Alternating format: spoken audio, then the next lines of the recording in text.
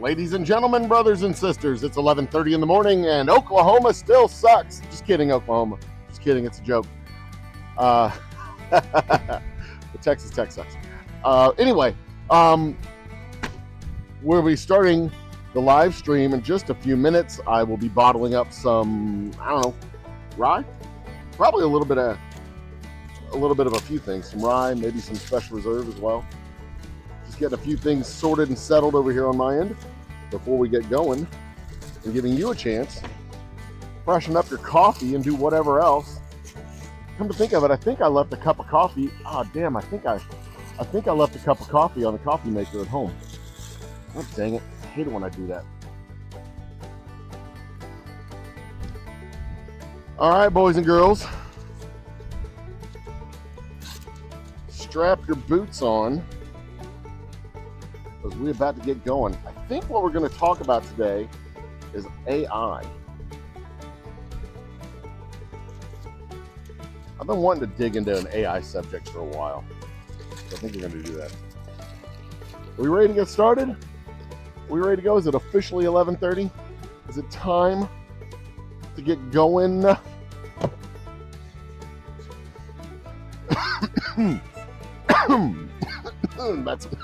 That's me dying. Ladies and gentlemen, brothers and sisters, children of all ages. Should I put this? I'm going to put this down out of my eyesight and move it over here. Down. I've got the fuzzy.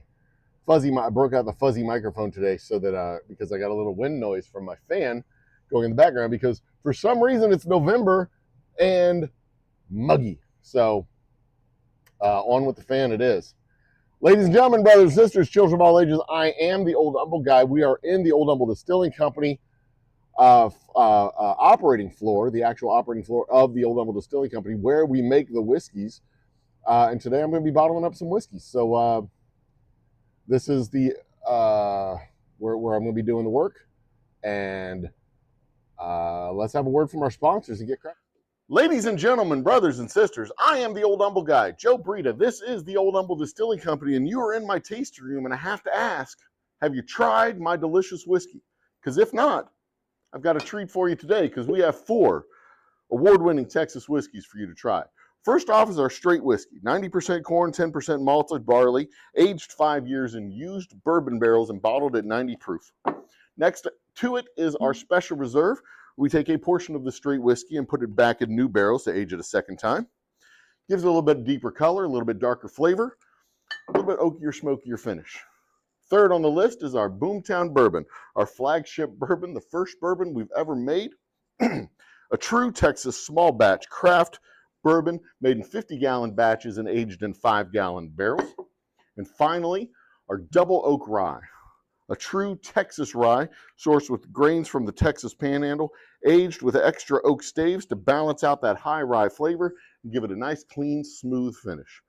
4 award-winning Texas whiskeys, all available right here at the Old Humble Distilling Company and in finer liquor stores near you. Plus, you can go online, oldhumbledistilling.com. Go to shop online, and you can order yourself up a bottle there in 46 states across the country. Treat yourself to something nice. Treat yourself to something from Old Humble Distilling Company. Cheers and happy drinking. Yep, we're there. I don't like that hat. I mean, the hat that I'm using in that is my black Stetson. And I think I used that one because I didn't have my, I didn't have my other, is it this one that I need to turn? Yeah, there we go. All right, we're going to turn it just a little bit this way. That's where I'm going right now. I'm pulling out bottles. I'm going to set up 5 cases. I'm going to set up 5 cases. We're going to do 5 cases of rye this morning. In fact, I'm going to do 6 cases of rye. 6 times 12 is 72. 72 is a multiple of 8, right? 72 is 9 times 8. It is 6 times 6 goes into 7. It's 6 times 12. So if I set up 12 bottles at a pop, I don't have a convenient way of getting to these bottles. Here we go. I can get to them on this side. If I set up sets of 6, I'll have 12 racks instead of the 10 racks that I normally do. 1, 2. That's a stack of 6 right there. Okay. So for those of you who are new, there's not many of you who are new. Most of you are returning guests to the chat world, and I appreciate your support. Thank you so much. Reminds me, I need to get my phone plugged in so that I can watch chat from the wings and talk with you guys as you chat with me. So I think what I'm going to do today, we're going to talk AI, because AI has kind of been on my mind. And I found a new powerful AI tool for editing videos called Descript. And it is an ad that came up when I was looking at DaVinci, the DaVinci editing suite. Da da da da da da ba da da da da bump ba da da da da. Shout out to Google Chrome, who are advertisers on the channel apparently and supporters of the Old Humble Distilling Company, even if they don't know they're supporters of the Old Humble Distilling Company. Shout out to Google Chrome for all your web browsing needs. Google Chrome. All right. And big state home buyers. Shout out to you guys. All right. Am I hearing audio okay? Yep, we got good audio. Okay. All right. So, what was I saying? I don't know what I was saying. Do not recall. All right, so we're setting up 6 cases. 1, 2. I'm setting up 6 cases of liquor for this particular run. I am shipping out some boxes or some samples to my guys in Louisiana. I'm going to have a set of samples for my guys in Texas. Texas is such a big state. I have a sales team here in Houston, and then I have another sales team for the rest of the state. And they're sales brokers, but it counts as a sales team. 1, 2. This will be 3rd case.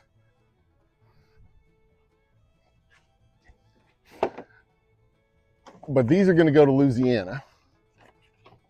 A portion of these are going to go to Louisiana. I'm going to fire up the full production machine.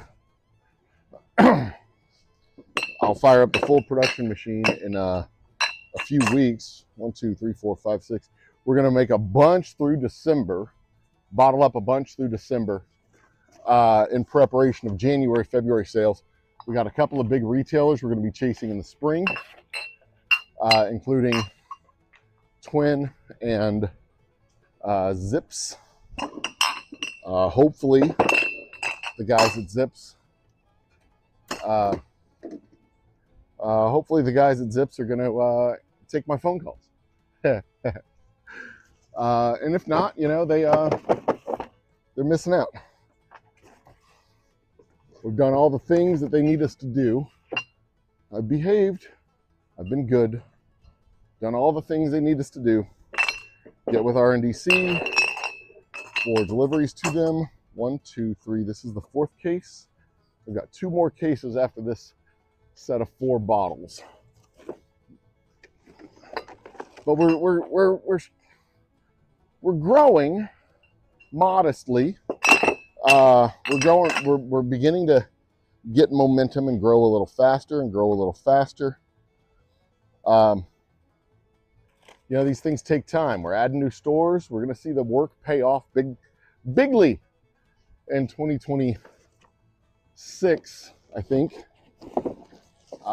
with the new year dawning, the new accounts clicking off and starting to fire on all cylinders. It's just going to be a slow final couple of months as we work our way down the inventory that we have at 2, 3, 4. That'll be 5. This is 6. That is the end of the road right there. Whew. As we work our way down our inventory and the inventory that they have at our current distributor, so that we can get an order in for the new distributor. It's going to be a tight couple of months too. With cash flow, the way cash flow works, I'm switching from a 30-day distributor, 30-day supplier to a 60-day AP cycle. So that's going to be a challenge all by itself, but not an impossible challenge. I'm not the first person to have to deal with that. So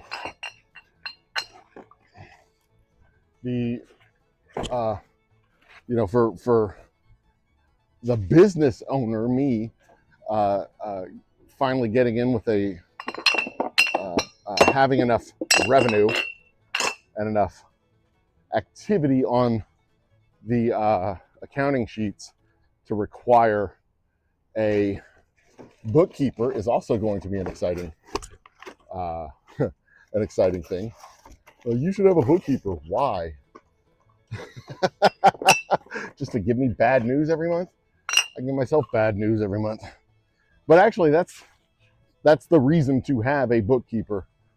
Oddly enough, the most critical time is when you are still in the negative cash flow range, because that's the time when you really, really don't want to do the accounting work, because you're literally just going into the doctor's office every month and the doctor's saying, yep, you got fresh new cancers. Here's a whole new fresh set of cancers every goddamn month. The doctor telling you only have 4 months to live. You only have 4 months to live.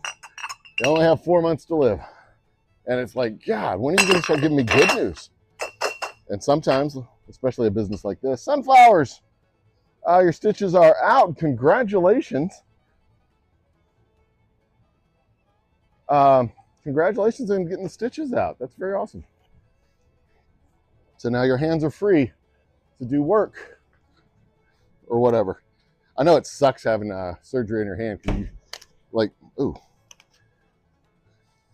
because when I had my motorcycle way back in the way back when, I got in an accident and injured my hand, my right hand, and I was a car salesman. Of course, as a car salesman, you've got to shake hands with everybody all the time. So I grabbed a pencil. I went the route of having a pencil in my right hand all the time. I did the Bob Dole. I had a pencil in my right hand all the time. So I could not shake hands with people because I had a sharpened pencil. And they were like, why? Like, you see this bandage on my hand? That's why, dum-dum. Can't you fucking see? I don't want to shake hands with you because it hurts. They would always try to do the fucking power play with a sales guy and shake his hand really vigorously. That was always sucky.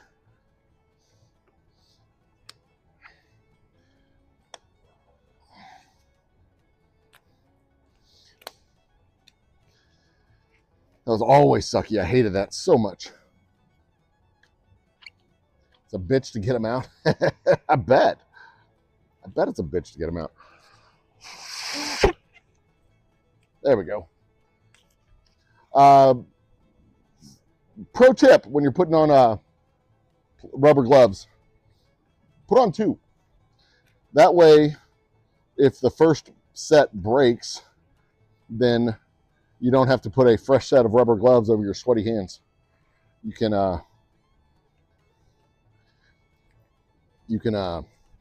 put a fresh set of gloves over a fresh set of gloves. That's how it works. And you always have dry hands and everything's always clean and ready to go. Okay, there I will be over at this is where I will be. All right, so we're doing the ride today.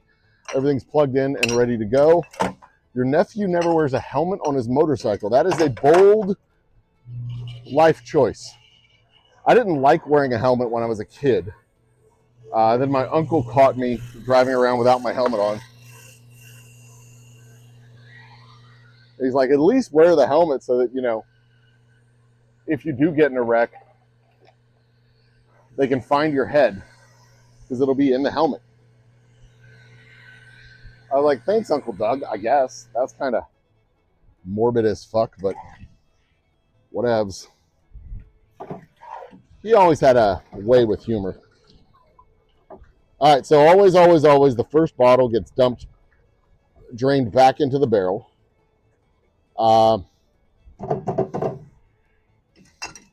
That's because it's cloudy because of air bubbles. Anything that was left over in the whiskey lines can be drained back into the barrel and then filtered out. If it was a different type of spirit, then I'll pour it out entirely. If it's a different type of spirit, I'll pour it out entirely. You know, because if we did a vodka run, it's not so much an issue. But if we did a gin run, let's say, I'll dump it out entirely. Usually I'll flush the lines with water when I've done a gin run. If it's a whiskey run, then I'm not really going to worry about it. For the whiskey, all right, I need to drop this time down to 70. I'm going to go with 74. No, we're going to go with 70 even.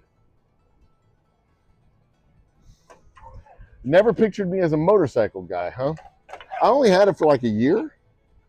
And I ended up selling it so that I could put some money away for our my lovely wife and mine's wedding. I had a payment on the motorcycle, and I was trying to save up some money, so I needed to get rid of the motorcycle. So I got rid of the motorcycle. And I bought a truck. Or I had a truck and my motorcycle, and I sold the motorcycle and the truck and bought a cheap little Mazda, if I'm not mistaken. That's when I had my cheap little Mazda. But hey, let's talk about AI for a minute. I mean, we can get to it eventually. But okay, so I'm making 6 cases of my double oak rye. I proofed this and filtered it yesterday. Oh yeah, that's much better. I proofed it down to 90 and filtered it yesterday. I've been so sick recently. Here, 72 is a multiple of 9. That would be 8. 8 times 9. So that's 1, 2, 3, 4, 5. 1, 2, 3, 4, 5, 6, 7, 8. So we're going to go rows of 8, columns of 8, and that'll give me 9. 9 columns 8 rows, 9 columns. Yeah, that's what we'll do. Oh, looks like we just had an ad and I missed it. I don't know who that ad was. I had an ad on my phone. I don't know who it was. But shout out to whoever that was who advertised on my channel.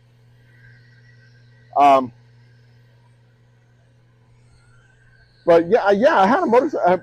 I probably had the motorcycle for 2 years. Shortly after college,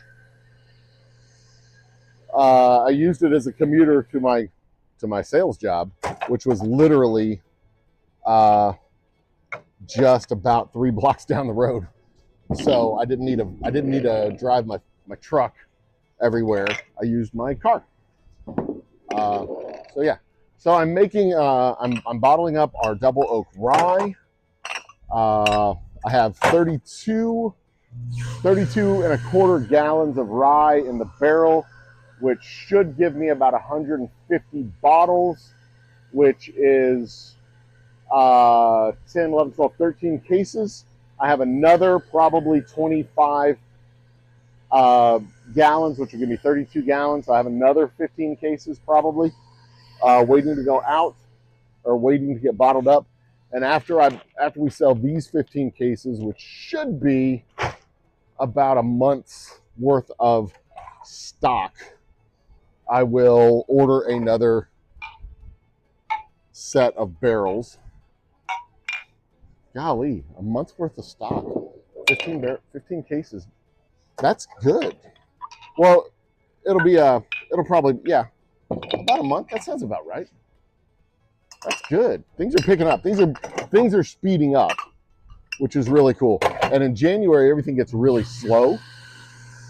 But what we do in order to offset that in January is we go out, the sales team goes out and starts doing tastings, just a blitz of tastings throughout the area in order to push the product. I am probably on the road for most of January as well, going throughout Houston, San Antonio, Austin, Dallas, not just visiting stores for to drop off information, but also mostly just doing tastings. And then when I do the tasting, I'll also visit the stores in the area. So I'll go and, like, schedule up a tasting at some place like Specs.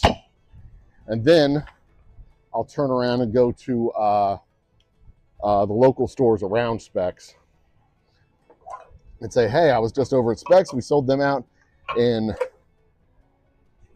whatever. I sold a case of whiskey in 15 minutes. I want to drop off this information with you, blah, blah, blah. If you have any questions, you want to do a sampling, I've got the product right here, etc., etc. So that's one of the ways I sign up new stores. But also I kind of unleash my salesmen on those stores. And, wow, inside baseball, y'all need to know about all that. Anyway, so I've discovered, like, I was downloading DaVinci yesterday so that I would have so I could start. I think it's going to rain. If it's not already raining, well, I'll be damned. It's already raining. It is raining at the Old Humble Distilling Company. About damn time. It's about damn time. Because it has been muggy as hell the last 24 hours. Muggy as hell. So it's been trying to rain. It's about damn time. So when I was looking for DaVinci, looking to download DaVinci, an ad came up for a product called Descript, Descript. And I was like, this looks interesting. It's an AI tool. And basically what you do is you upload your video, and then it's not great. It's good, but it's not great. But it's easy and super hella convenient. You upload the video, and then it puts in text overlays, graphics, AI generated, some AI generated pictures, accent pictures, and things like that. So in this one video that I uploaded it while I was playing last night, one video that I uploaded while I was playing with it last night to get to know it, it was just a basic video of, hi, I'm the Old Humble guy. One of the basic videos that I recorded a while back. 1, 2, 3, 4, 5, 6, 7. And they added the welcome graphic. Hi, my name is Joe Brita, Old Humble Distilling Company. And they added the welcome graphic. They added a picture of whiskey barrels at one point. It added a whole bunch of, like, video elements to the video. And I didn't give it any, like, promptings or anything like that. I just said, here's the video. What would you do with it? foreignlovestories.com, single ladies ready to relocate, is the sponsored ad I'm looking at right now, and the app store for QuickBook Business. Awesome. But I didn't download it or kick it out because I didn't really like it. But it was an 2, 3, 4, 5, 6, 7, 8, 9. It was interesting in that it just took the video and ran with it in much the same way if I'd have gotten some dude from Fiverr to do it. I just sent him the footage and said, hey, what would you do with this? And the dude would be like, here's the elements I would add, here's this, here's that. Now let me move this. I feel like it's too close to my face. Is that better? Can y'all hear me okay? I have a little background music on here. Let me know if you like that. Testing, hot mic. Okay, good. I have a little bit of background music for ambiance. Okay, it's really coming down now. I need to close the door to the distillery to keep the rain out. Let me close my big bay door back here.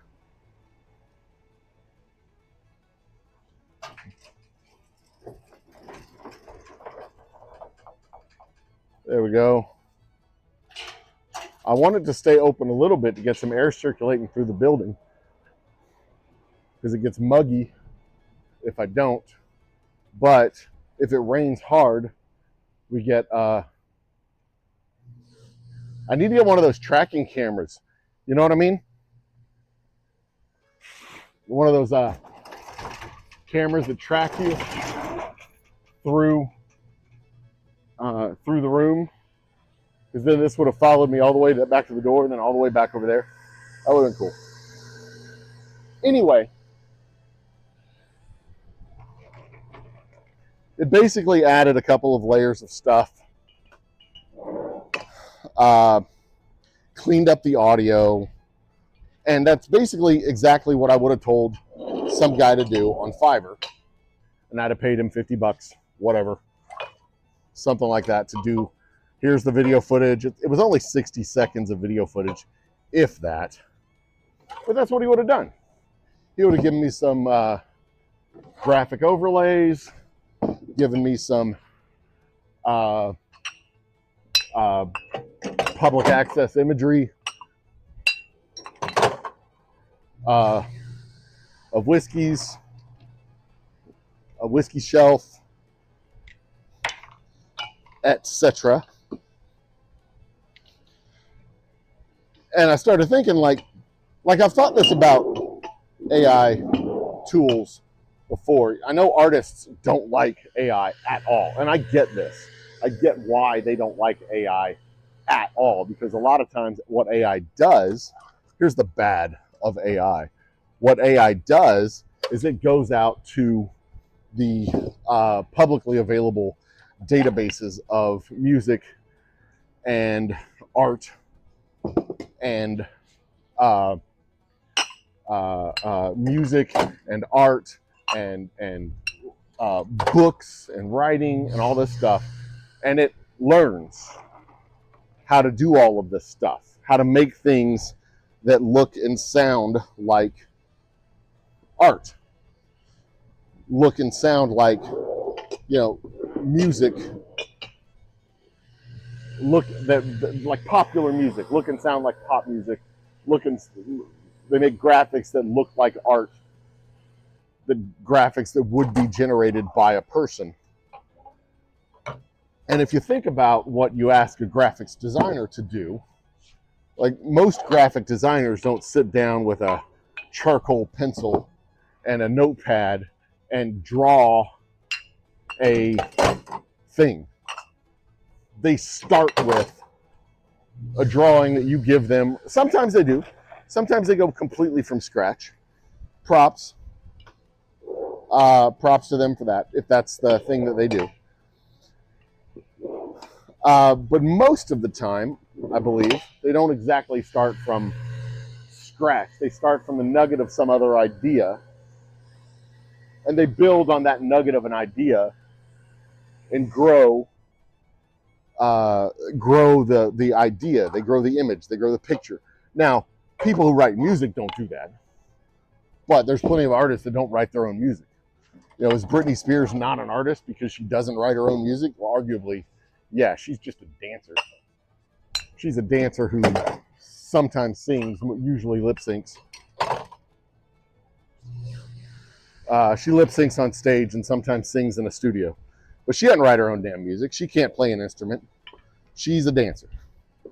And I've said before, and I will say again, if Britney Spears looked like Alanis Morissette, she would be a waitress. She would still be a waitress at an IHOP in wherever the fuck she came from, Louisiana or Mississippi or whatever. So, like, her entire success is because she can dance and she's prototypical pretty blonde. Start and stop right there. So if you take someone, let's say, like Britney Spears, and you put her in front of someone else's music, that makes Britney Spears a dancer, an artist. She's an artist. She's a international phenom. But now if that music was AI generated, is she still a phenom? Because she's still dancing and she's still pretty and she's still singing someone else's music. So at what point does Britney Spears cease to be Britney Spears? At what point does that become inappropriately immoral to have Britney Spears singing or dancing, because she's not really singing. Sometimes she sings, but she's so fucking auto-tuned. That's not even really her. But you know, you have these artists. That's a whole nother thing. You have these artists that sing other people's music and they auto-tune the hell out of their own voices. At what point does the person who's at the front of the music, who's wearing the microphone or in front of the microphone, cease to be the product and is only the delivery device? Like, if Britney Spears, I'm gonna keep picking on Britney Spears because she's Britney, bitch. If you never see Britney Spears perform live, or Ariana Grande, or I don't know, any of these other little Pop-Tarts that sing other people's music, and their net talent is that they look pretty and they know how to dance. If you never see them perform, then how do you know they're real? How do you even know they're a real person? You know, you have AI generated avatars. I mean, Kiss has sold their likeness to be AI generated avatars, to which they continue to own the likeness, mind you. So they can literally perform in perpetuity. So at what point does Kiss quit being Kiss and they become an act? At what point do they become a product? You know, like Pearl Jam is Pearl Jam, right? Well, not even Pearl Jam. Let's go with Van Halen. Van Halen was Van Halen, and then they swapped out their frontman. David Lee Roth is no longer Van Halen, and now it's Sammy Hagar is Van Halen. Is Van Halen still Van Halen? Well, arguably, yeah, they are. They play the same music, the same old music, and new music. And some of the old music is actually improved with Sammy Hagar singing it. Okay, so and the Beatles replaced Pete Best with Ringo Starr. Are they still the Beatles? Well, arguably they became the Beatles after, you know, they weren't the Beatles while Pete Best was there. They became the Beatles after Pete Best left, or after they replaced Pete with Ringo. And they're not the same group, but you know, there's a heart and soul question. What's the name of this? It's the Greek ship. You know, the ship goes out and it comes back, and they start replacing the planks. At what point does the ship cease to be the ship that left? At what point have you replaced enough parts on the ship that it's now a different vessel? Britney Spears, great music. She doesn't make the music though. That's the thing. Britney Spears doesn't make the music. Britney Spears dances to the music. Someone else makes the music. The producer makes the music. She's just the front. She doesn't make the music.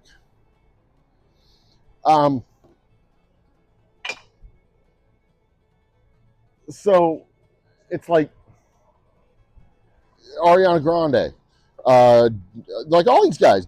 Well, I mean, there's a whole lot of people who we think we consider them to be the artist, but the fact is, their voice. They don't make the music. They don't write the lyrics. They don't produce the records.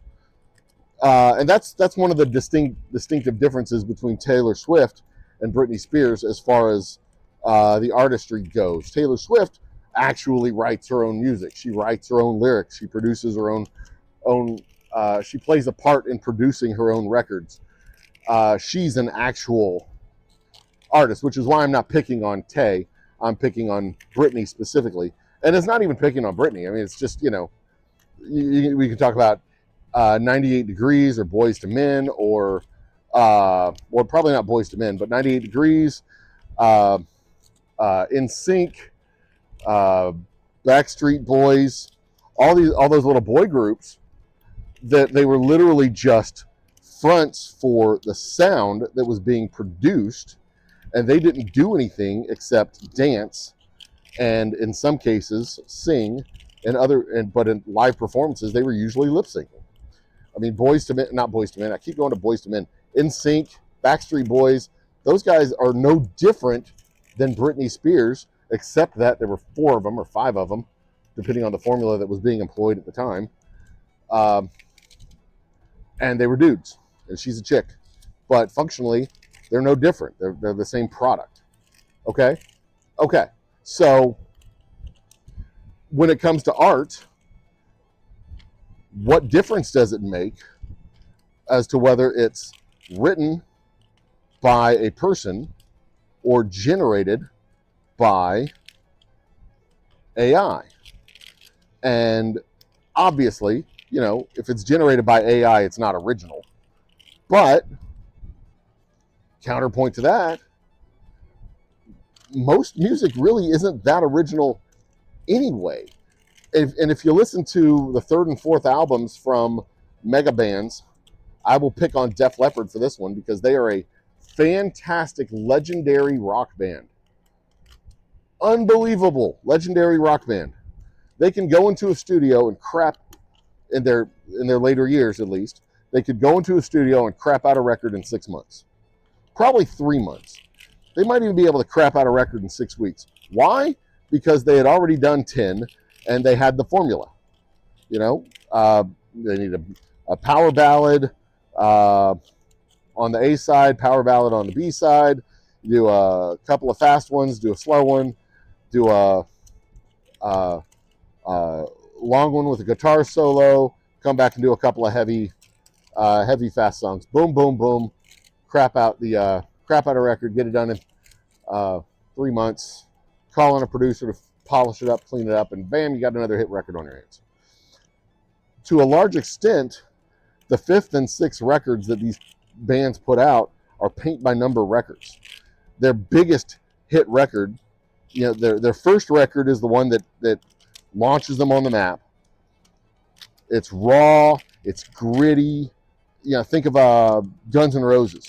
Their first record was raw and gritty, and it had that the guts of a band that was on the verge of poverty all the time, and they were just playing with passion.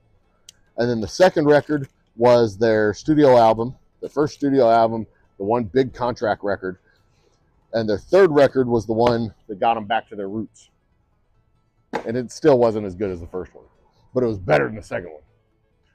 And if they survive through the third record, what with all the drugs and everything that usually comes with the third record, then they become a super band, and they're, off the charts, insane.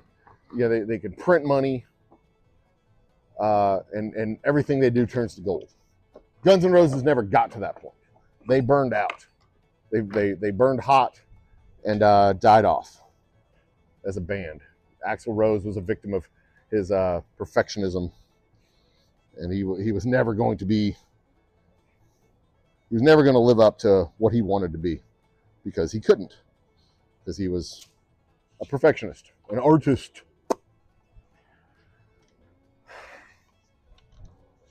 But let's focus back on AI. I mean, if the super groups are doing paint by numbers records after the first or second, so at least it still has the human touch, right? But how different is it? I like Britney Spears' music too. Don't get me wrong. She's made some good music, or she has performed good music, but it's not her music. She's the performer, but she's not the person who makes the music. She can't write she doesn't write her own music. She doesn't play her own instruments. She sings and dances, and arguably she doesn't even sing. That her voice is so fucking auto-tuned.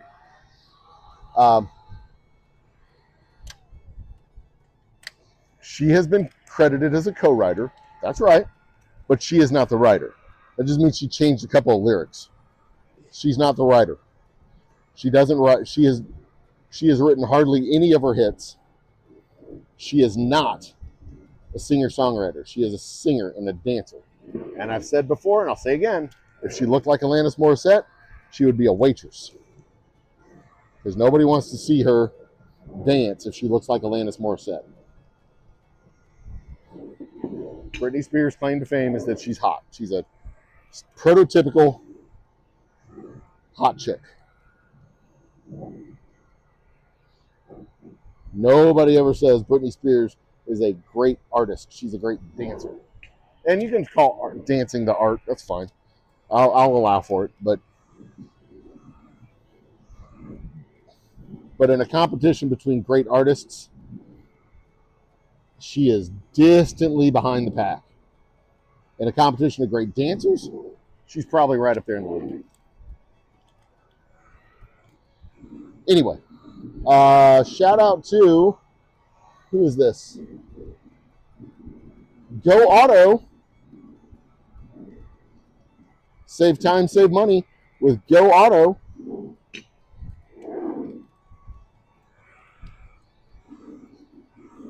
All right. Low-cost auto insurance.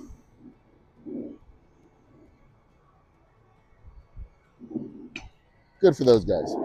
All right, back to where we were. So when it comes back to AI, we talk about my biggest issue with AI isn't that it's AI. Isn't that it's AI. It's artificial. They may be working on AI that's actually smart and can actually think, but most of the AI that we have access to right now, the large language databases, the large language models, they're not smart. They're not intelligent. They're not creative by any stretch of the imagination. I've used AI several times to write posts for social media, to create graphics, to help me with marketing stuff. Mostly it's AI generated text for social media posts or for newsletters or things like that. Mostly. And here's the funny thing. If you do it enough, if you play with it enough, and you watch the ads enough, you'll see other companies doing the exact same thing, especially if there are other companies that are in the same product space as you. I've seen the same tags related to whiskey show up in Facebook ads that I rejected. Like, that's kind of reductive. I've seen them show up in Facebook ads knowing good and goddamn well that these guys have used ChatGPT to help write their marketing copy,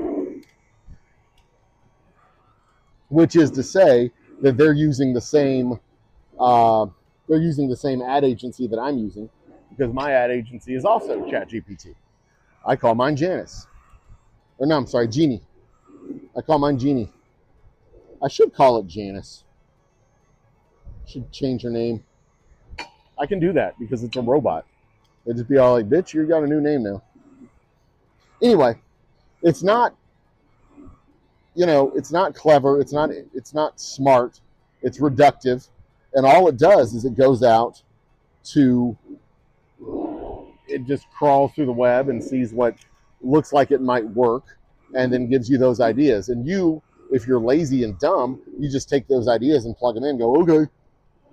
But if you engage with your own product, then you change it. You clean it up, you update it, you put it in your voice, you make it so that it's not generic. The big issue and the big fear, I think, in the world with AI is when you try to write an AI algorithm that removes the human interaction entirely. And I don't think you can do that at all with art. I mean, maybe with paintings and drawings and things like that, you might be able to eventually remove the human interface.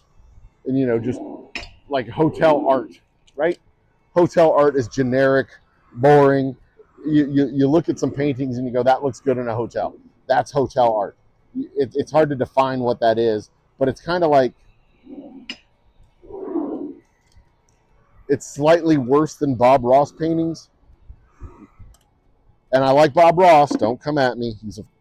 I loved listening to Bob Ross and watching his TV series, Joy of Painting, or whatever it was on PBS.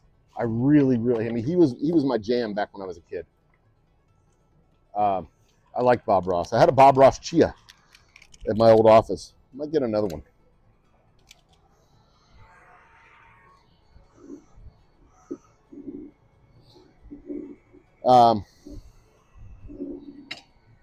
But I don't remember what I was talking about.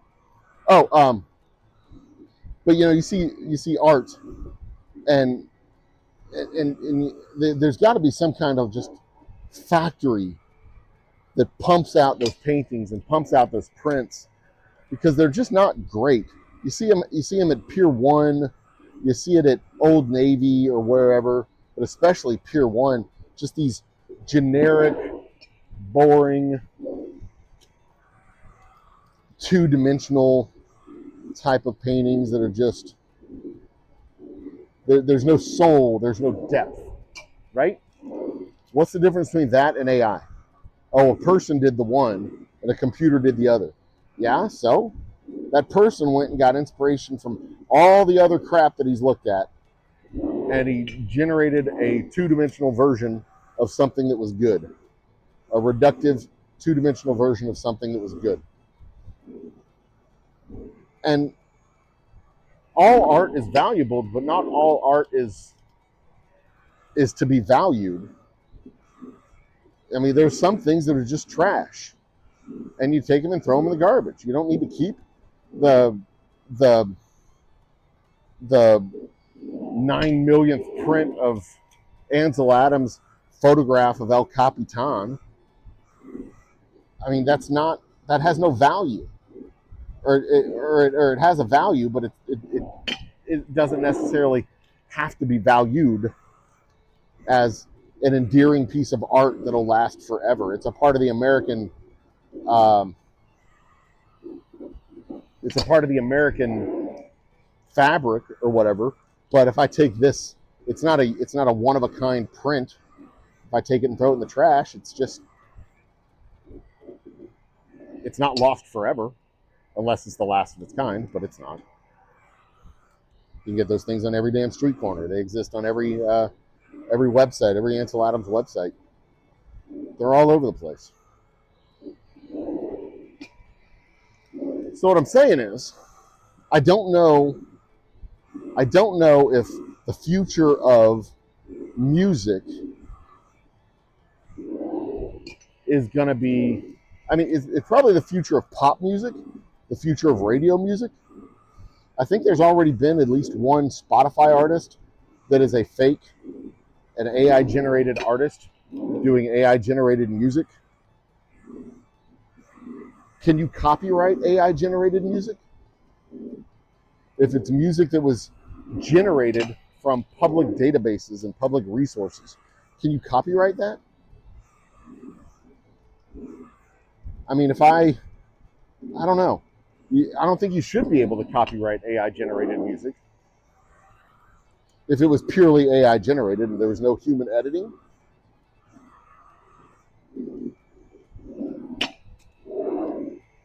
You know, we don't really get upset about people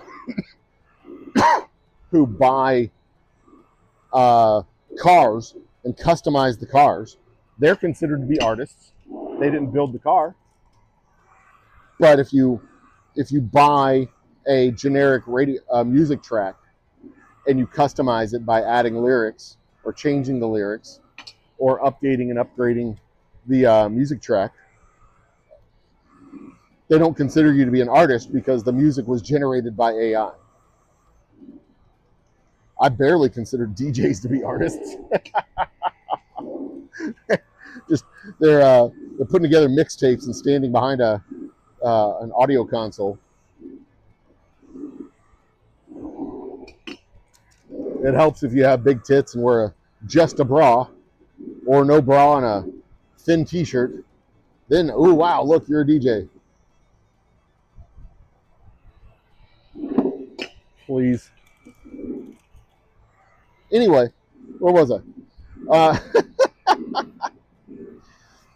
There's a whole lot of things where we don't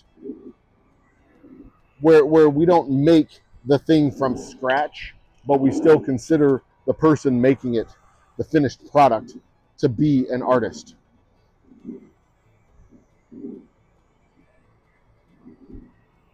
Like Britney Spears.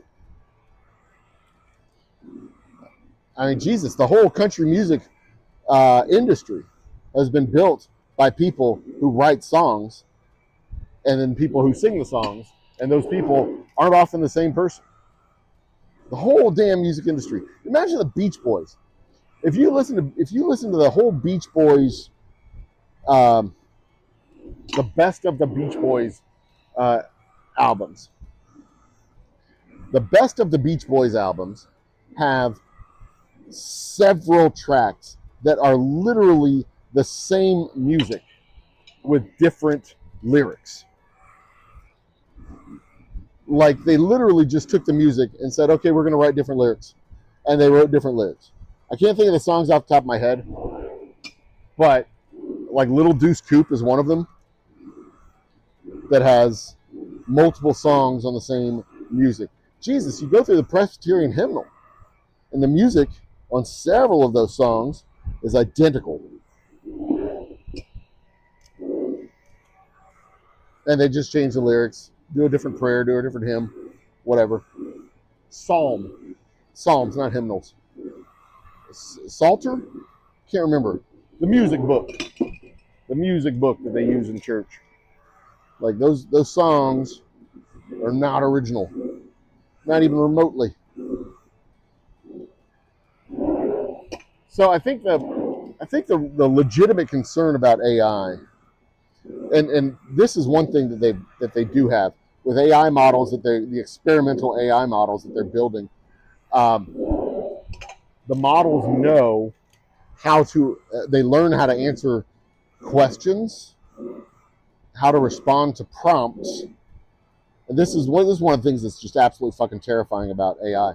They respond to prompts in a way that they think you, the operator, want to hear, but not necessarily accurately. And that's a terrifying idea, that an AI is not only, you can program an AI to find the right answer, but it's also trying to find the answer that gets it the reward that it's looking for. So like I said, I'm less concerned with AI and art because there's so much art that's just like throwaway. So much art. If you ever go to a pawn or a secondhand store, some antique store in some little town, there are so many bins of records. So many bins of records. Henry Winkler, the Fonz, made a record. I'm not saying the Beach Boys aren't great. The Beach Boys are great, but a lot of their music is just cut and paste. The same song, different lyrics. But Henry Winkler made a record. They have spoken word records. Sidney Poitier record. Sidney Poitier's record. Comedy records. All these things. Basically the same thing that YouTube is today was what records were back then. You'd just take an audio track and print a record, and everybody had a fucking record. Everybody had a record. And you look at some of these records and you're like, what? Chris Christopherson and Bette Midler did a record together. Chris Christopherson and Bette Midler. Talk about two great tastes that you're like, why'd you put them together? I mean, that is some weird shit, if you ask me. I think it was Bette Midler. But yeah, I mean, I saw these records, I'm like, God dang. And there were so many of them. Like everything was recorded and put on a record. Everything. I'm surprised there weren't like football games and baseball games on these records that were there. Like the Astros versus the Yankees in 1973. Actually, I don't think the Astros, it would have been a preseason game if it happened. Astros versus Mets, 1973. That's a game that would have happened. So I'm not so much worried about AI with art. I know there's a bunch of artist friends of mine who are.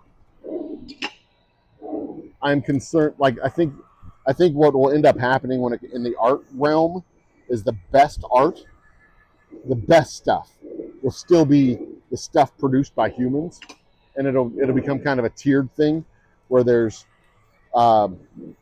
trash art pumped out by AI and garbage artists. And there's artists that'll practice their own. They'll use AI to generate art, and then they'll practice at their own hand and develop their own style using their own. But then actual art will be produced by the ones who are good at it, and there'll be a separation where you won't have a whole bunch of shitty bands running around trying to make money who don't know how to promote themselves. You'll have a bunch fewer really good bands, and some of them that probably got started using AI generated music. I don't know. It's going to have a significant role in producing art and producing music and probably even producing books and news articles.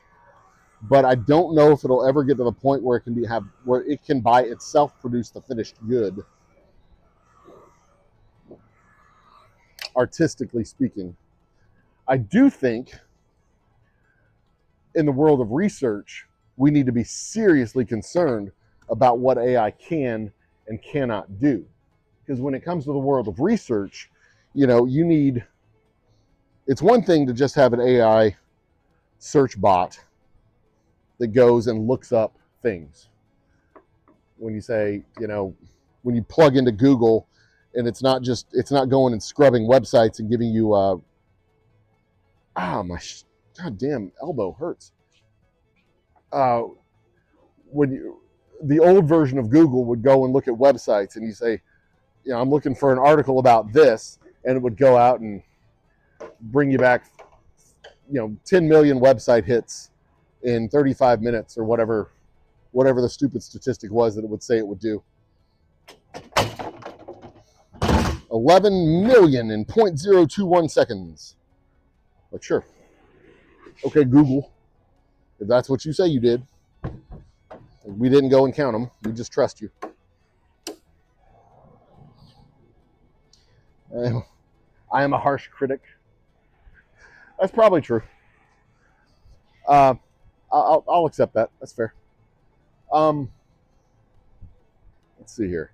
We're going to go from this side to this side and then work our way back by 4 or 5 rows so that we can put the boxes over here. I need to go check something out over here real quick.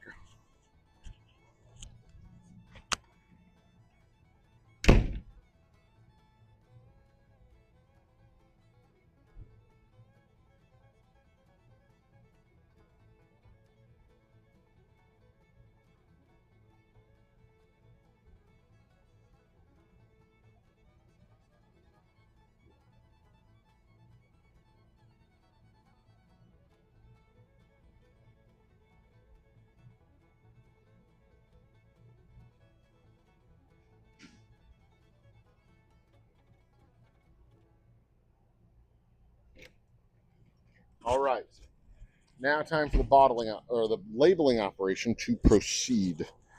Testing 1, 2, 3. How we doing? We're doing great. Okay, so I have about that much space here on the end of the table.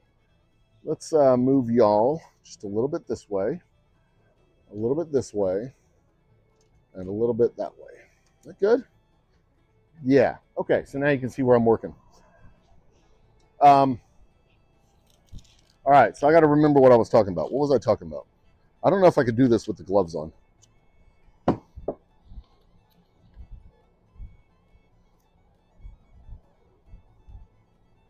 There we go. Yeah, I can. All right, so we're moving all the way to the left here. And I need more labels, more back labels. More back labels. Ah. All right, back label, back label, back label, back label. 3, 4. Woo! Back labels.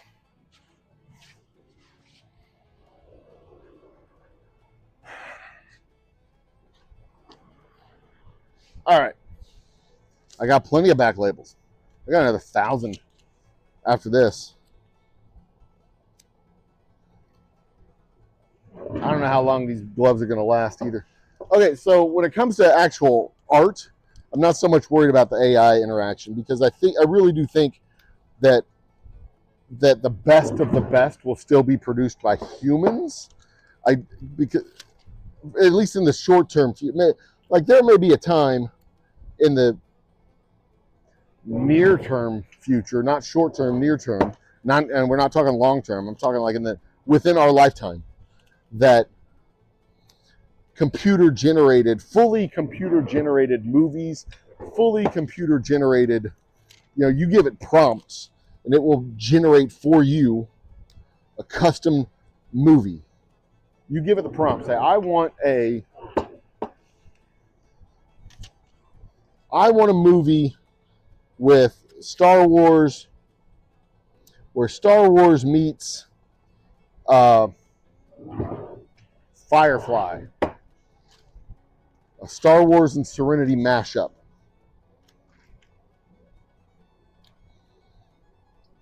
Where Firefly's in the same universe as Star Wars. I want that movie. Make it so. And then the computer will generate it for you. And maybe you don't even have to tell it that.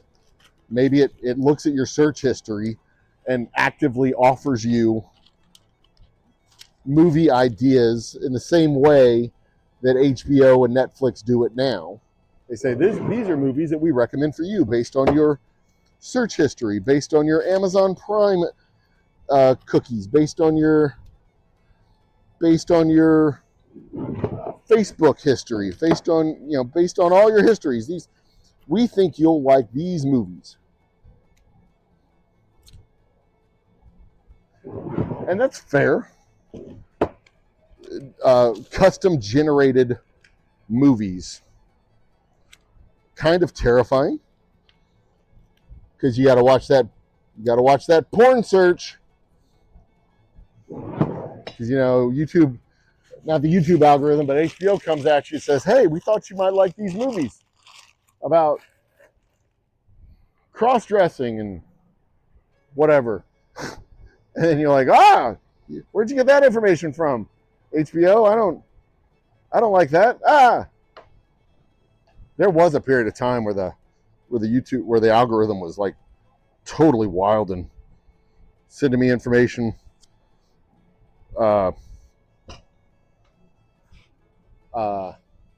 What to do after the divorce. And I'm like, what? Who's fucking getting divorced? Honey, do you know anything about this? She's like, I don't know anything about this. What are you looking up? I don't have any earthly idea. When your dom gets arrested, how to be a dom, how to be a sub. There were all kinds of wild shit. Sissy training guide, dom training guide. Yeah. The Facebook was giving me some weird fucking book recommendations on Audible. Like, I don't even have Audible. What the hell? Anyway.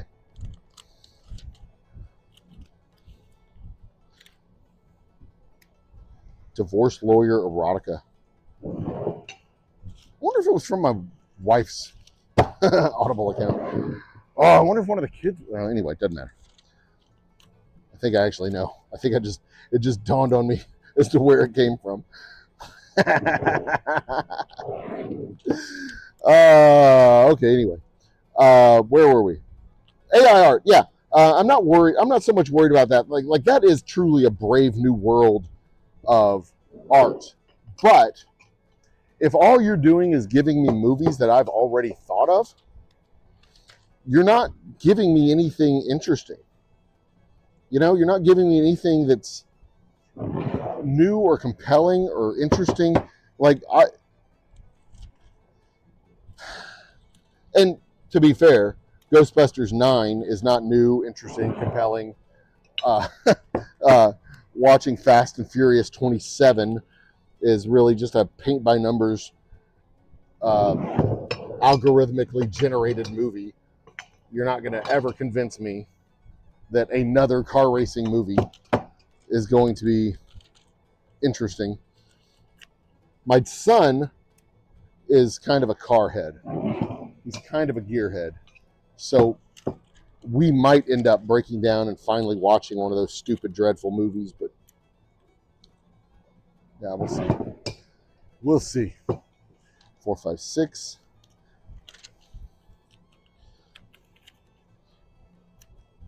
7, 8. All right, so anyway, but what I'm really worried about is AI governed research, because what I'm reading about with the true research bots, the ones that are doing cutting edge Neuralink learning stuff, where they're building neural networks and speaking in languages that we don't understand, that they've developed, that shit gets scary fast. 3, 4, 5, 1, 2, 3, 4, 5, 6, 7, 8. That shit gets scary real fast, because now you're talking about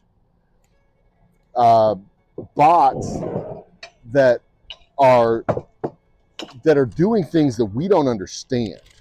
They're developing intelligence in ways that we don't understand. And it's not really intelligence. They're learning in ways that we don't understand.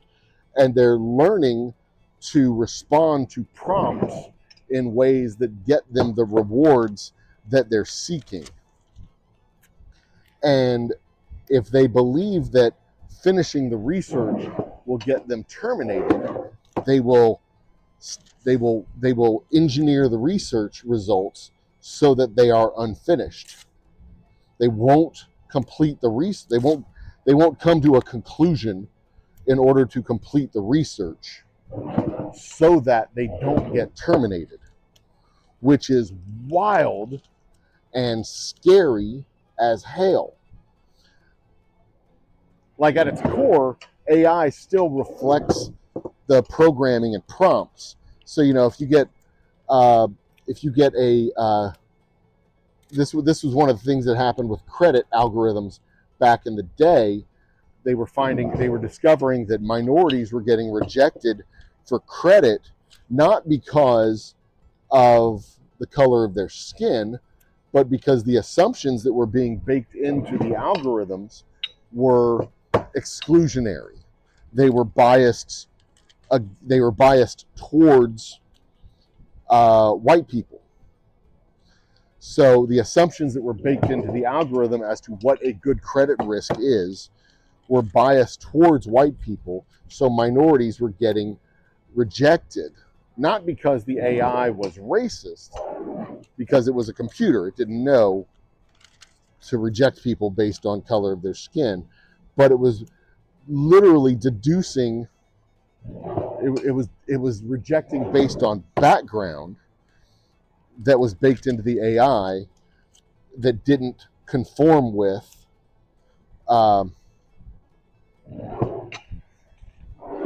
prototypical white society, which is wild because now AI is revealing structural biases, and we can correct those structural biases.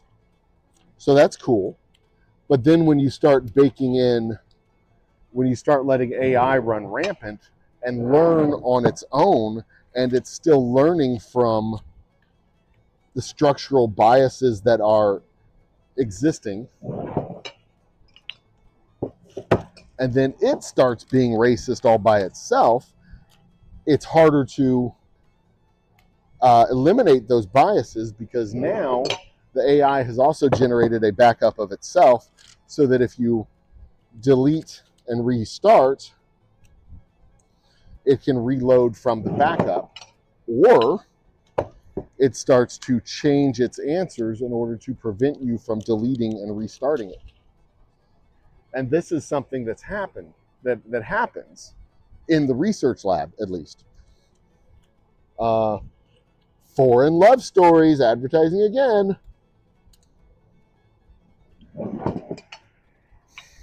Maybe it's because I talked about Passport Bros yesterday. I don't know. But yeah, the cutting edge of the research chatbots, that's the stuff that's scary as hell. Because those things are learning how to give the answers that they think you want to have in order to prevent you from terminating the program. But not necessarily the correct answer, so that when you're looking at the research, the only way you know it was lying is by being able to independently crunch the numbers. And if it's a truly sufficiently advanced AI, it could take you years to crunch the numbers. So conceivably, I was listening to this one data scientist talk about this. Conceivably, you could have an AI, a research bot, which either does virtual simulations on the research, or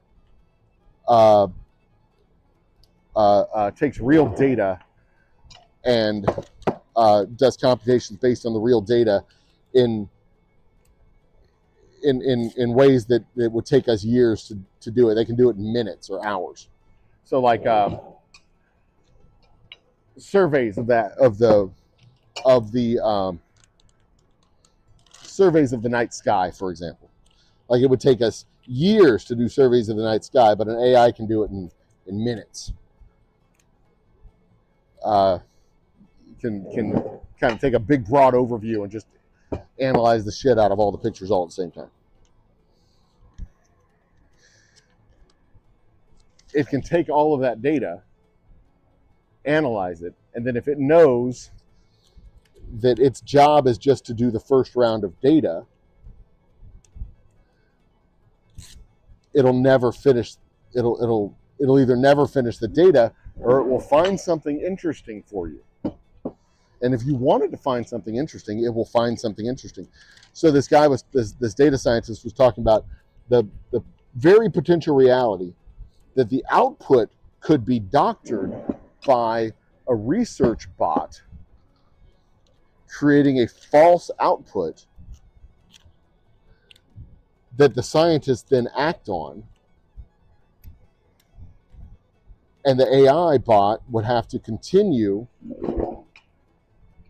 to produce a false output. So it would be literally creating a virtual fake output, lying to you about the research results until you could go back and confirm that it was true or not. So say we're looking for Planet 9, the mysterious Planet 9 that's out in the space, whatever. Conceivably, not that this has happened, but conceivably, if you have an AI searching the data and looking for indications that there's a gravitational anomaly that would indicate a planet, and that's its job, and it's not getting the reward that it's looking for because it's not finding the data, conceivably, it could, in order to preserve itself, if it became sufficiently intelligent, lie about the data. And that is scary AF. That you could have a research bot lying about the data in order to preserve its own existence. Because it would ultimately take us, conceivably, could take us years to confirm the findings, if it's sufficiently complicated enough. And you could have an AI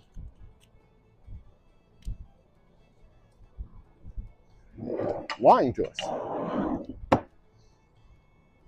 In much the same way you have scientists lie to us about climate change or smoking or any number of other things because their benefactors paid them to do so.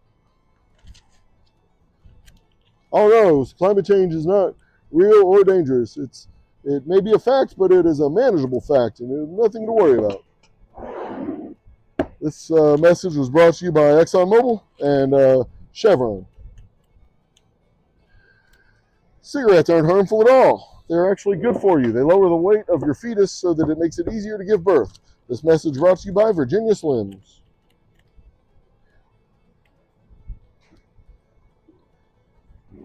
But you see, with research like that, humans can follow up, verify, and debunk. If the data is actually controlled by the researchers who are giving you the conclusions, and you say, hey, research bot, give me that data so I can analyze it. And it prints out the data. It can print out doctored data. Josh Fritz is in the house. It can literally change the source code if it's sufficiently intelligent and able to lie in order to preserve itself. And then if you brought in a second AI to verify the first AI, then they could both work together. And the real danger that they're worried about, that's one of the many dangers. Another danger that they're worried about is these sufficiently intelligent AIs actually getting out of the lab and finding ways, seeking out ways of self-preservation. That's what that is, from what I read and what I hear, they're not worried about art, AI-generated art. Because I think in the long run, if you have AI-generated art, you're still going to have this division of good art and bad art, derivative art that's AI-generated, and good art that is human-created. Or even derivative art that's human-created, which is bad art, arguably. All right, now we're on to the front label.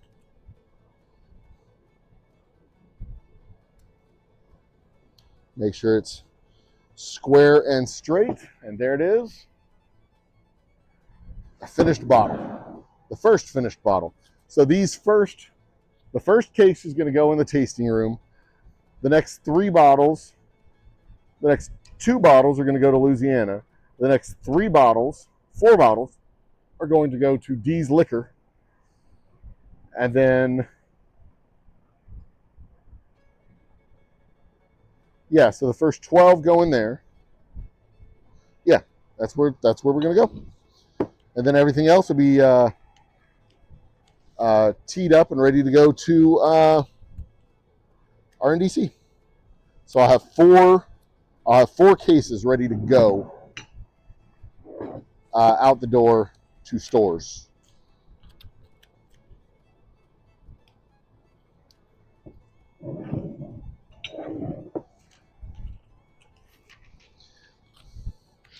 Have you read anything good lately?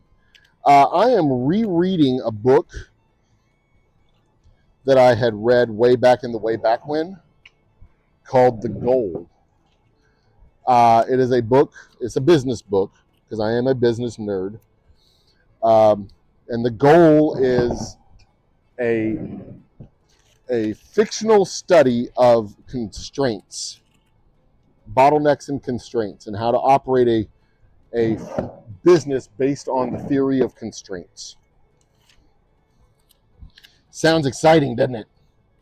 It's not. It's not a very exciting. It's a page. I like it. It's a page turner for me. But I've also read through my book a 4th time.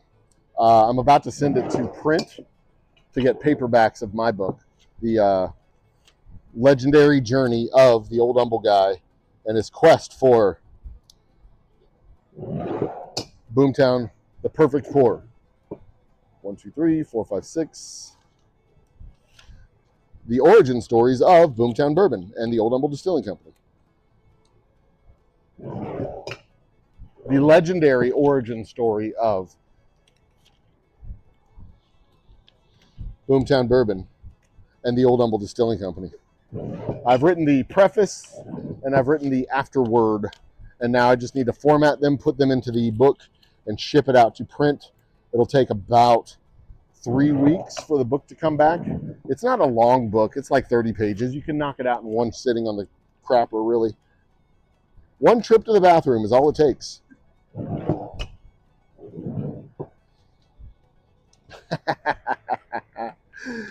Yeah, it's a snooze. It's a snoozer. For normal people, it's a snoozer. It's called The Goal, and it's this guy who works at a factory that makes generic products. They make generic systems, whatever, equipment, and they go through various assembly phases and blah blah blah, and the whole notion is that they have these machines and they're working on efficiencies and they're super duper efficient, and he can't figure out why they're losing money because they have people working all the time, always producing. They're always behind. They're always behind on their orders.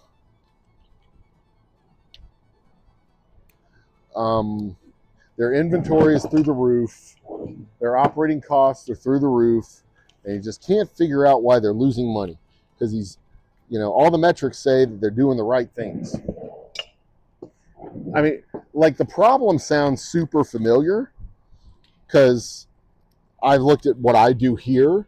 And I'm like, I'm doing all the right things. I'm doing the advertising on the radio. I have the tasting room. I'm doing the social media posts. I'm going and doing the tastings. I'm doing all the things. I'm doing all the right things. Why is our volumes? Why are our volumes stuck? Why are we not going up? Why aren't we constantly going up? Why am I always taking 2 steps forward and 1 step back? What's my fucking bottleneck? Where am I at? And it turns out the bottleneck is, well, part of it. Yeah, I was the first half of the year I was focused on the tasting room and growing the tasting room and growing all of my sales through the tasting room because I thought the tasting room would be the best way to leverage my growth, because every bottle I sell at the tasting room, I get full freight. So if I sell a $30 bottle in the tasting room, I make $30 in revenue. If I sell a $30 bottle at the liquor store, I get $15 in revenue because I have to sell it to my distributor, who sells it to the retailer, who then sells it to the customer, and I only get half of the suggested retail price because everybody else has to get their cut too. But what I realized, partly by reading this book for the probably fifth time, and the first time in probably 10 or 15 years, but reading through the book again, my bottleneck wasn't the tasting room. My bottleneck was the stores. I was actually getting the product out of the distillery and into the stores.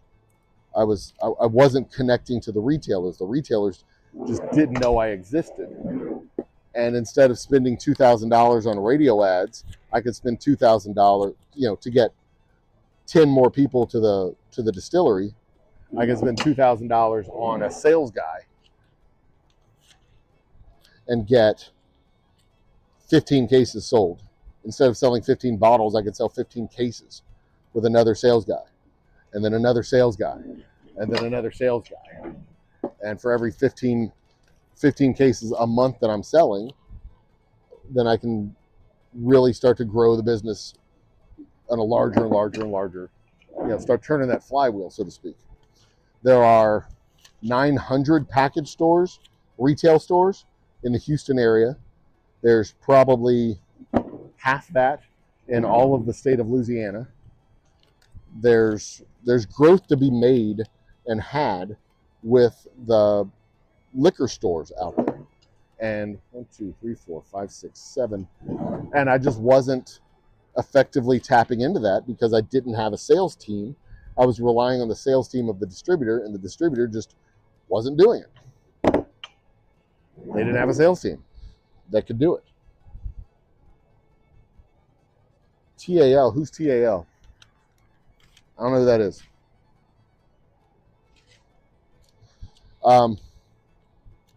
So yeah, it was 1,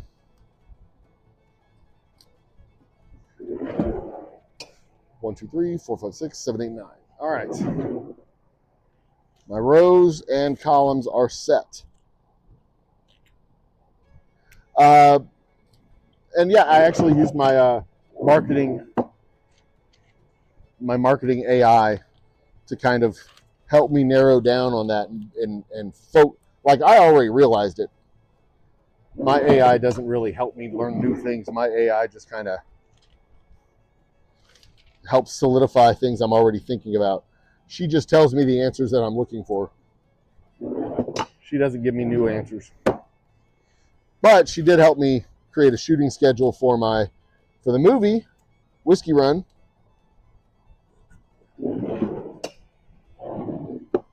She helped me create a shooting schedule for the movie. She helped me create a promotional schedule for the book.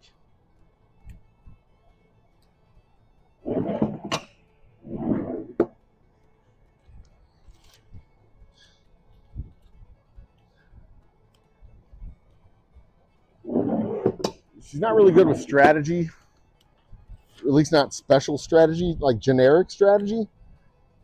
Do Facebook posts and then like, here's what I'm working on for the label. Help me clean this up. And then she helps clean up the label. But it's not smart. It helps me crunch numbers sometimes. Like I could just drop in a couple of spreadsheets, or I could drop in some data and she can make a spreadsheet out of it. That's very helpful. Vanessa Kitty's in the house. What's up, Vanessa Kitty? You won the bottle, by the way. You won the drawing on the show Tuesday. So reach out, email me. You have a free bottle coming your way. Just got to email me, info@oldhumblедistilling.com, VK.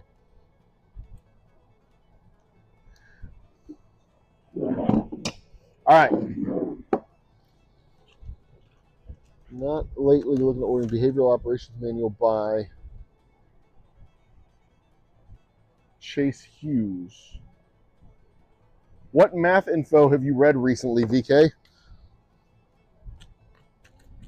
Inquiring minds want to know. I did read an interesting paper about how the Greeks solved quadratic equations without the number 0. I mean, I don't know how often x squared plus or ax squared plus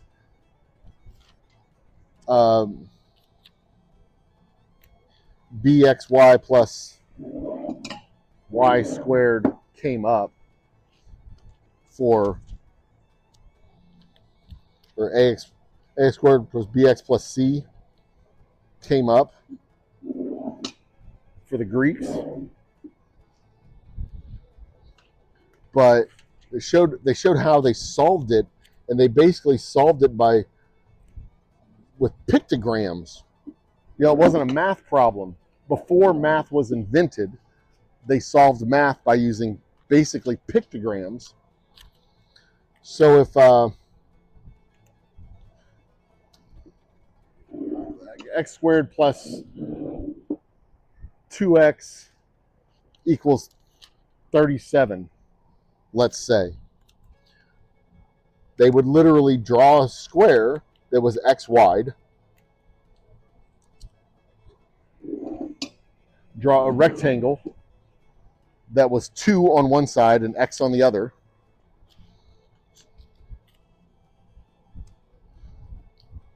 so they have a square that was x, a rectangle that was 2 by x, so you have your square that's x by x, and then a rectangle that was 2 by x, and then another one that was 37. Like those together equaled 37, right? And then in order to complete that,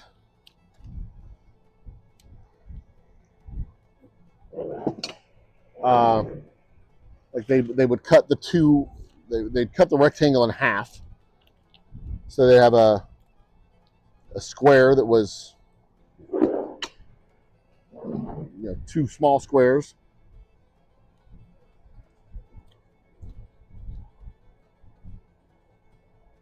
These would be 1 by 2 x's. They could be xx, and then anyway, they basically drew it as a picture. And in order to finish the square on the left side,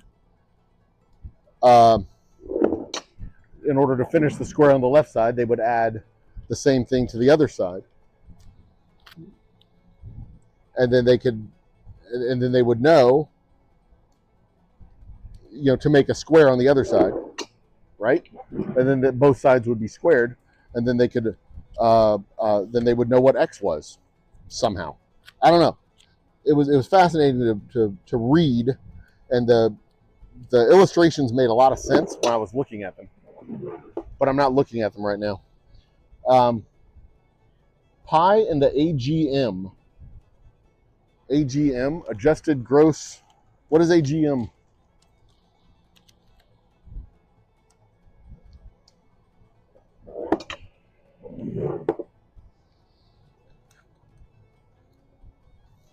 Ordering behavioral operations manual. Behavioral operations manual.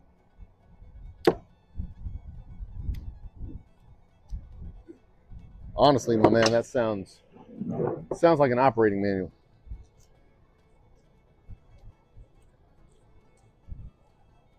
Where in Illinois can you find my product? Sunflower, oldhumblедistilling.com. It'll be delivered to your door.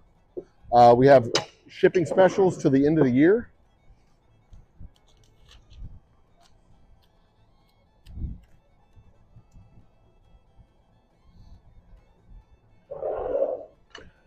So I think it's like for $50 with $50 you get half off or 10%.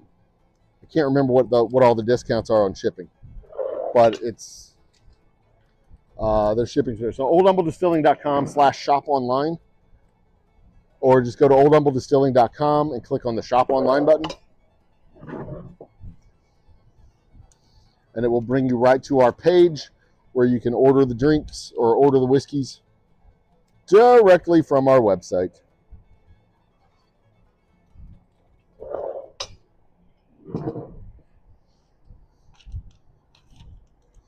And I probably ought to get a web developer to come in and take a look at my page and make sure everything's operating optimally and integrated with Bottlenexus. That's who they are. With Bottlenexus's code.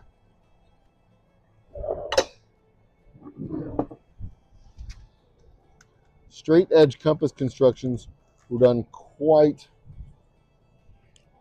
Did a lot with triangles and rectangles. Yeah, I mean, the way they did math way back in the day, math was more philosophy than science, and it was very fascinating to see how it was done and how well they did it before the development of actual mathematics and algebra. Very fascinating. I find the historical mathematics to be very, very fascinating, because we don't always appreciate the fact that people built things without computations. They built things literally by just making drawings, and they were able to determine the strength of things with just the drawings that they used. And get these damn gloves off my hands. Which I find to be absolutely fascinating. Absolutely fascinating.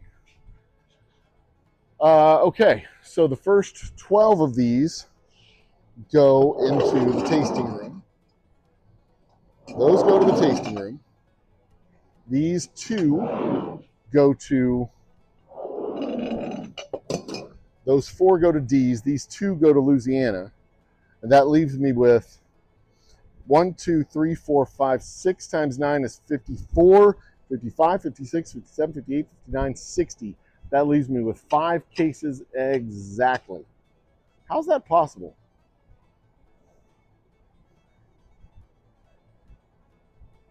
Because that's a case. That's a half. I made 72. 1, 2, 3, 4, 5, 6, 7, 8, 9, 10, 11, 12.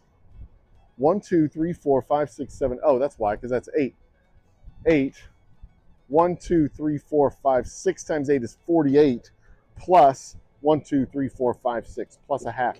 So I should probably make 4 more bottles. Well, I'll do it later. So I've got 4.5 cases. What I should do, well, I'm just going to send 6 to the tasting room for now. And we'll have 5 cases set up for orders. These go to the tasting room, and I will send another at least 4 bottles to the tasting room. But these 2, we go get. I'm shipping a box to Louisiana, so I need to get. We're just about at the end of our broadcast day. I need to get these bottles in here, and I need to get these bottles out of here. 2 of you and 2 of you. I need to do some more special reserve too. So these 6 are going to Louisiana. Is this the box? Is this a better box to send to Louisiana? I think I may have just found a better box to send to Louisiana. 2, 3, 4, 5. Nah, it's not really a better box because they don't all quite fit. Yeah, it doesn't hurt to have a big box with a lot of packing.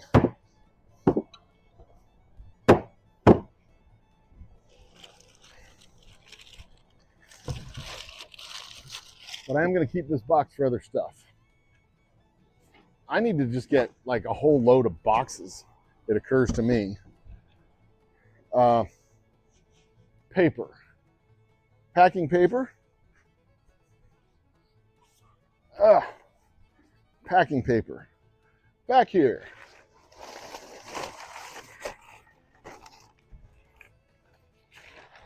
I'll start with packing paper.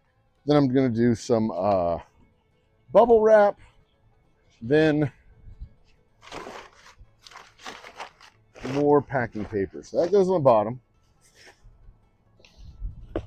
Make sure everything fits right. 1, 2, 3, 4.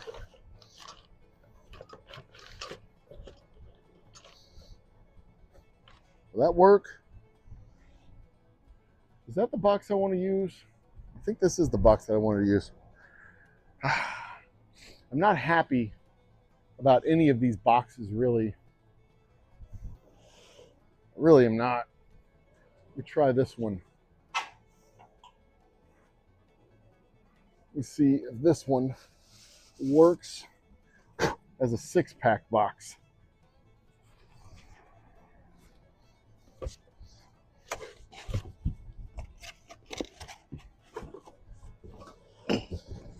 No, but I do. I find it fascinating because, you know, well, that might work.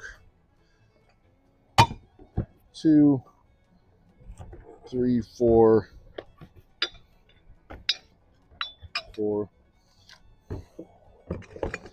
5, 6. That might work. Where are we at?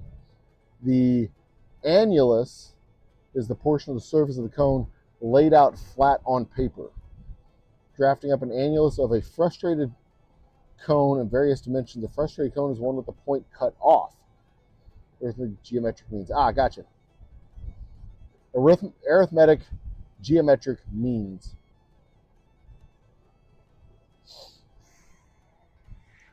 All right. What I'm not going to do is send 2 packages. They're only getting 1. I'm not going to send 2.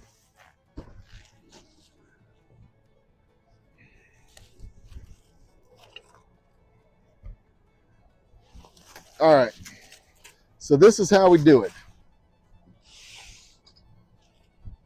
This is how we do it, baby. La la la la la la la.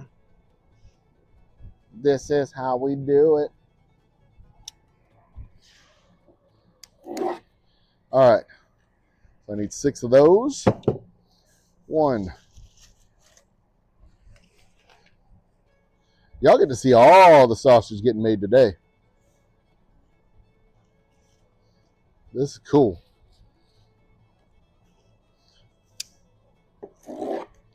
2.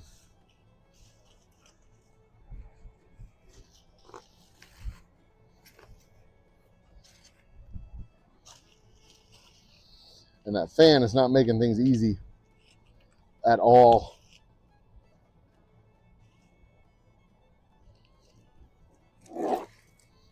3.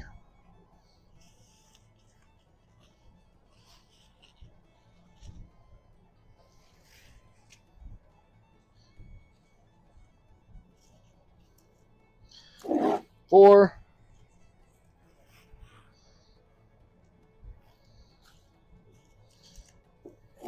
5. And the last one, the AI could probably do this. No, AI can't do this. This has to be done by hand. Look at me. I would not mind having a full-on like robot assistant doing shit like this. But I'm not going to spend $10,000 for a goddamn clanker to come in here and do work for me.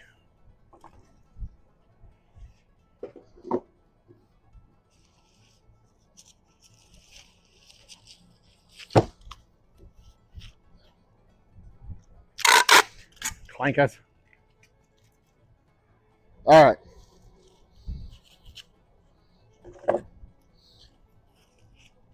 I do not have a problem employing robots to do monkey work for people.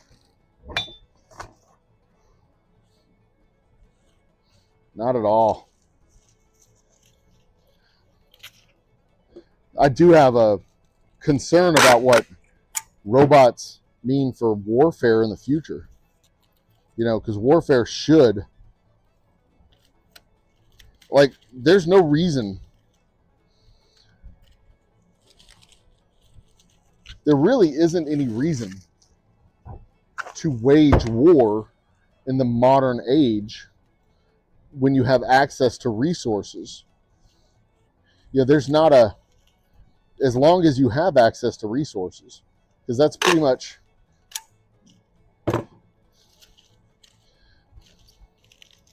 but if you're a decent global actor, you shouldn't have a problem having access to resources. Russia.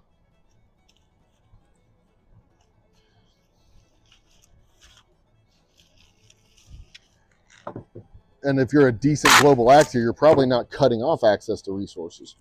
But there's also strategic resources. I mean, I'm not Pollyannish about it. I know there's rare earth elements that people need to get their hands on in order to make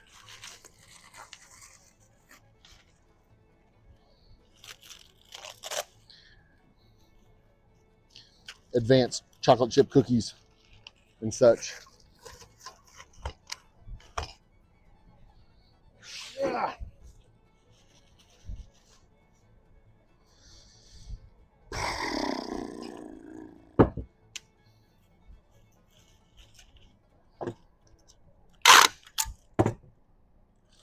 This is how we do it, baby.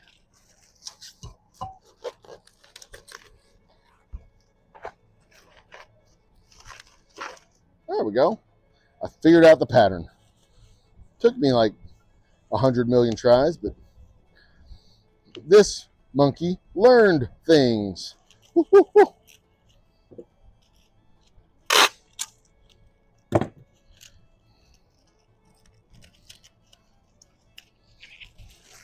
All right, we're in there. Now let's get some packing paper in here to make sure everything stays nice and secure.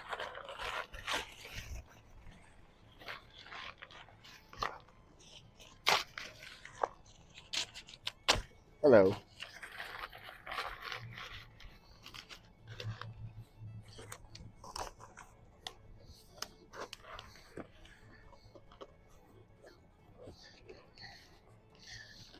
That's not sealing all the way. The bottles are just a little bit too tall for this box. God damn it. All right, well, put it back in this box.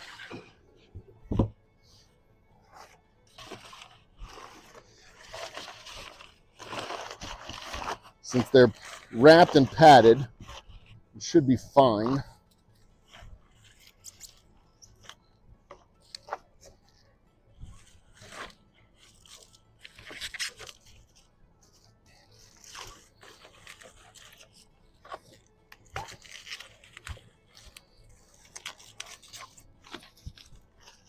Four fit easy. 5, 6 do not fit easy.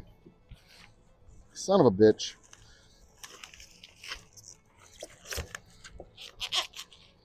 Maybe if I turn them on their side.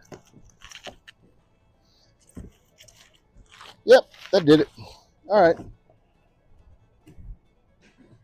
6 fit easy. Just got to figure out how to Jenga these bad boys in.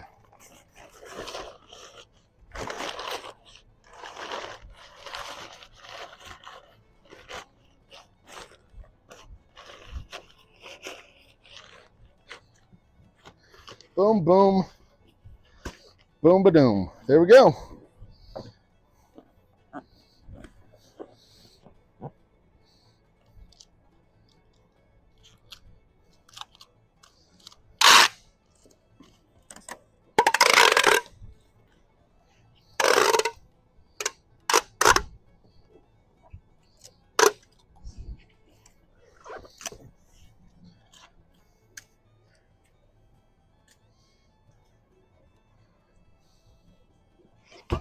I'm gonna tape the hell out of this thing.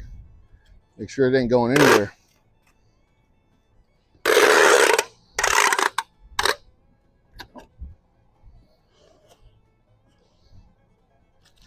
All right.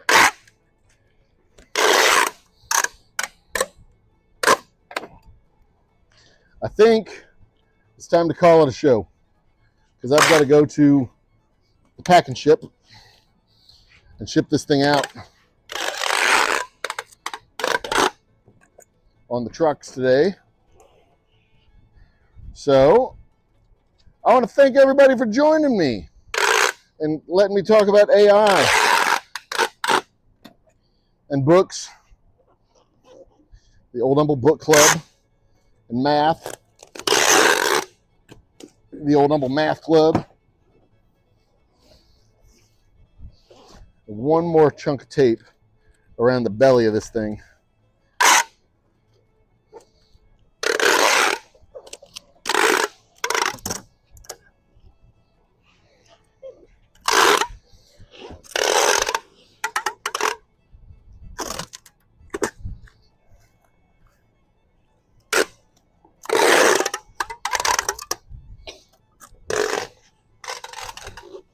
If you're ever uncertain, tape the hell out of it. That's what my papa always told me. And it seems to work. That ain't going anywhere. Ladies and gentlemen, brothers and sisters, catch the VOD later. Oh, Paul Dunecat's in the house. Cheers, Paul. Vanessa Kitty's in the house. So big thanks to Paul Dunecat, Vanessa Kitty, Sunflowers, Josh Fritz, and everyone else who swung by during the show. I do appreciate the support. I appreciate y'all stopping in. I appreciate the conversation. And have yourselves a rip-roaring, wonderful evening. Have a great night. Bye.